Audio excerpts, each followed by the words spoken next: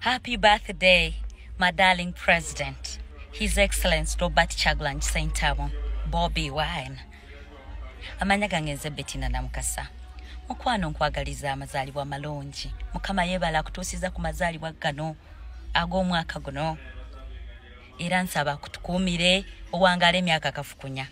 Nkwagala nnyo, weebale kubeera ekyokulabirako eri omuvubuka w'omulembe omutebi.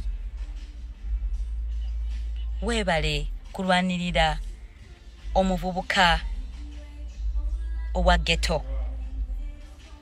Mukama kutuwangaalize. Nkwagala nnyo. Weebale kulwanira eggwanga lyaffe Uganda. Weebale nakutubeerera ekyokulabirako n'otubikkula amaaso ng'abavubuka. Wangaala emyaka kafukunya. Nkwagala nnyo President wange. President.